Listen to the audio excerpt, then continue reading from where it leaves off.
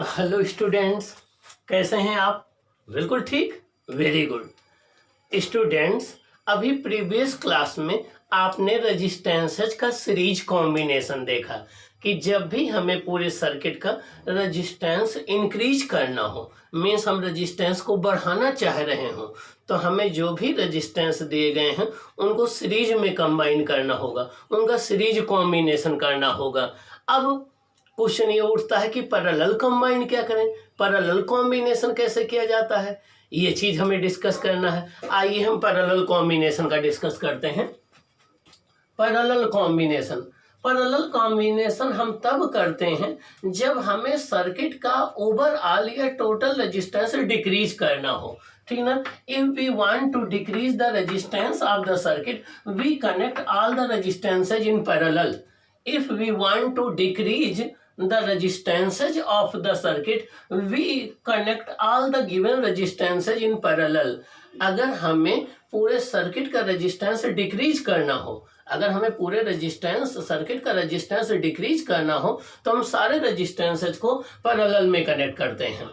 If we want to divide the current, we use parallel combination of resistors. अगर हमें जितनी भी total current दी गई है वो एक हैवी करंट है, हम चाहते हैं वो डिवाइड हो जाए डिफरेंट पाथ में, डिफरेंट रजिस्टर्स में, तो सारे रजिस्टर्स को हम पैरेलल में कंबाइन कर देंगे, तो जितने रजिस्टर्स होंगे उतने पाथ अवेलेबल हो जाएंगे, करंट डिवाइड हो जाएगी। तो जहाँ कहीं भी हमें करंट को डिवाइड करना हो, एक हैवी करंट हो उसको डिवाइड करना चाहते हैं, तो हम पैरेलल कॉम्बिनेशन का यूज करते हैं।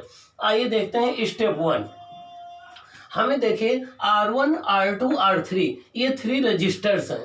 R1, R2, R3 ये 3 रजिस्टर्स हैं, और हमें ये बैटरी है जिसका V वोल्ट है, ये एक की है, ये सब गिवन है, इनको हमें पैरेलल में कंबाइन करना है। क्या करना है? पैरेलल में कंबाइन करना है। तो पैरेलल में देखिए R1, R2, R3 को हमने पैरेलल में कंबाइन कर दिया। अब पैरेलल कंबाइन करने के लिए क्या करते हैं, सभी रेजिस्टेंस के सेकंड एंड को एक कॉमन पॉइंट से कनेक्ट कर देते हैं, सभी रेजिस्टेंस के फर्स्ट एंड को एक कॉमन पॉइंट से कनेक्ट कर देते हैं।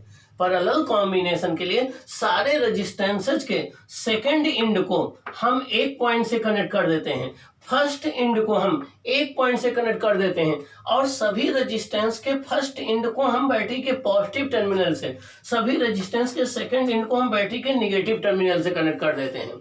सभी रेजिस्टेंसेज के फर्स्ट एंड को बैटरी के पॉजिटिव टर्मिनल से और सभी रेजिस्टेंसेज के सेकंड एंड को बैटरी के नेगेटिव टर्मिनल से कनेक्ट कर देते हैं। अब हम देखें, डिस्कस करें, ये प्लस है, ये माइनस है, यहाँ प्लस हो जाएगा, यहाँ माइनस हो जाएगा। जो इस बैटरी का वोल्टेज है यही वोल्टेज इन तीनों के क्रॉस हो जाएगा, यही इसके क्रॉस हो जाएगा, यही इसके क्रॉस हो जाएगा, यही इसके क्रॉस हो जाएगा। मीन्स तीनों रेजिस्टेंसेज के क्रॉस पोटेंशियल डिफरेंस आपका सेम हो जाएगा। क्या? तीनों रेजिस्टेंसेज के क्रॉस पोटेंशियल डिफरेंस आपका सेम हो जाएगा, सबके क्रॉस पोटेंशियल डिफरेंस क्या हो जाएगा? V हो जाएगा। लेकिन जब यहाँ से करंट चलेगी, यहाँ करंट आई पहुंचेगी, तो देखेगी इसे 3 पाथ अवेलेबल हैं, एक इस रास्ते से जा सकती है, एक इस रास्ते से जा सकती है, एक इस रास्ते से।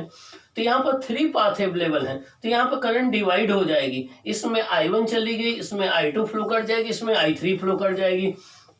I1 यहाँ फ्लो करते हुए यहाँ पर आएगी, I2 ऐसे फ्लो करते हुए यहाँ पहुंचेगी, I3 यहाँ पहुंचेगी, यहाँ पर फिर तीनों कंबाइन हो जाएगी, I1 plus I2 plus I3 equal to I हो जाएगी, बैटरी के नेगेटिव टर्मिनल में I करंट वापस आ जाएगी।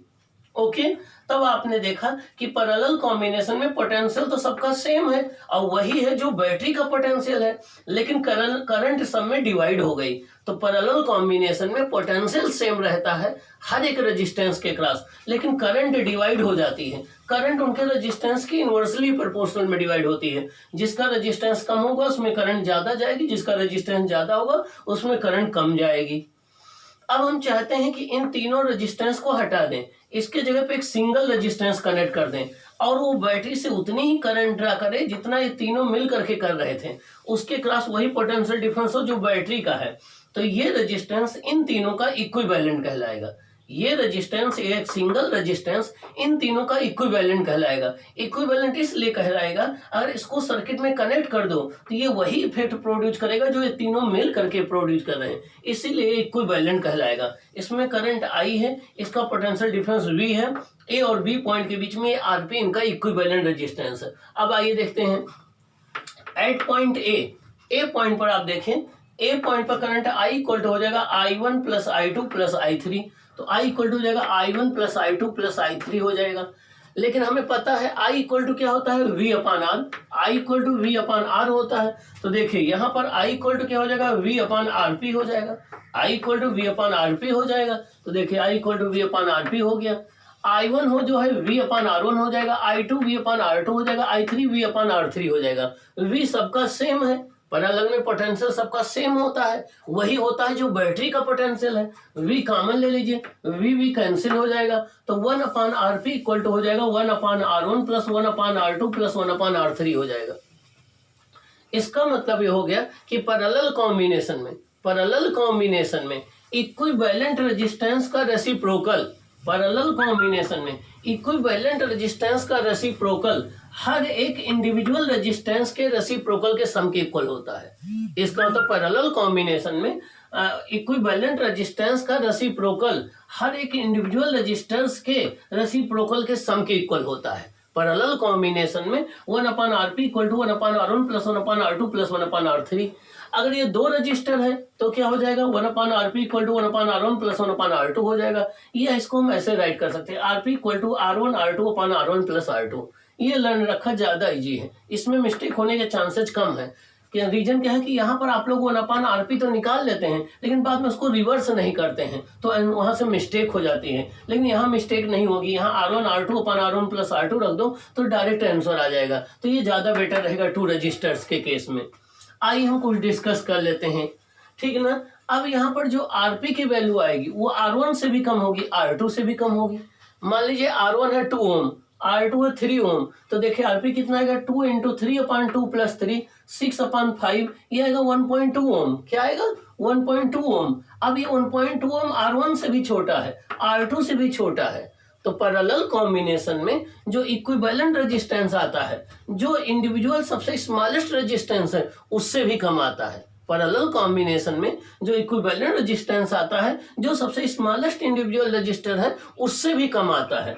ओके, तो इन parallel combination the equivalent resistance is smaller than the smallest individual resistances. Parallel combination में जो इक्विवेलेंट आता है, जो सबसे छोटा रेजिस्टेंस होगा उससे भी कम आएगा।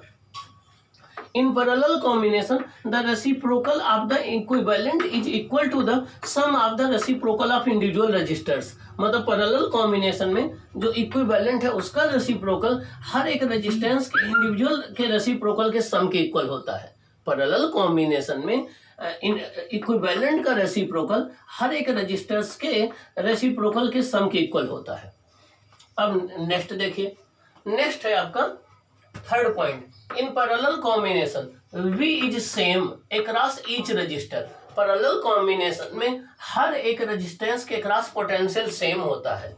P से पैरेलल, P से potential same, but current is different since there are different path available for the flow of current. लेकिन करंट सब में अलग अलग होती है। रीजन क्या है कि करंट के लिए एक से ज्यादा पाथ अवेलेबल होते हैं तो करंट डिवाइड हो जाती है। तो जहां करंट डिवाइड हो जाए वो पैरेलल ब्रांच में होंगे। If there are n identical resistors, R1 equal to R2 equal to R3 equal to Rn equal to R, मान लीजिए n आइडेंटिकल रजिस्टर्स हैं तो 1 अपान RP हो जाएगा 1 upon R plus 1 upon R plus 1 upon R n अपान R। तो RP क्या हो जाएगा, R अपान n। RP क्या हो जाएगा, R अपान n।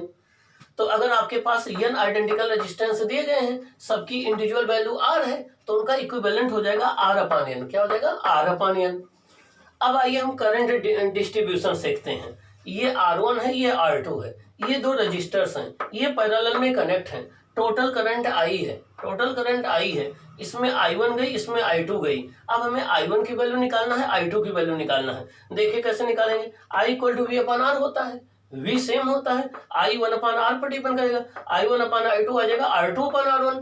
तो I1 यहाँ से निकालेंगे तो आ जाएगा R2 upon R1 plus R2 into I2 equal to आ जाएगा R1 upon R1 plus R2 into I। ध्यान रखना, जब I1 लेंगे तो आपको R2 लेना है, अब I2 लोगे तो R1 लेना है। रीजन क्या है, इनवर्सली प्रोपोर्शनल में है करंट। तो ये कहलाता है करंट डिस्ट्रीब्यूशन लॉ। ये आपको न्यूमेरिकल में वेरी इंपॉर्टेंट है, ये बहुत काम आएगा। तो इसको आपको कॉन्सेप्ट को फीड कर लेना है। तो आपने देखा कि जो पैरेलल कॉम्बिनेशन और सीरीज कॉम्बिनेशन ये आपने रेजिस्टेंसेज का देख लिया। अब हम लोग डिस्कस करेंगे इसके बाद heating effect of electric current क्या होता है, इलेक्ट्रिकल एनर्जी क्या होती है, इलेक्ट्रिकल पावर क्या होती है, commercial unit of electric current क्या होती है, इलेक्ट्रिकल एनर्जी क्या होती है, ये डिस्कस करेंगे। उसके साथ फिर आपका ये चैप्टर एंड हो जाएगा। Okay bye.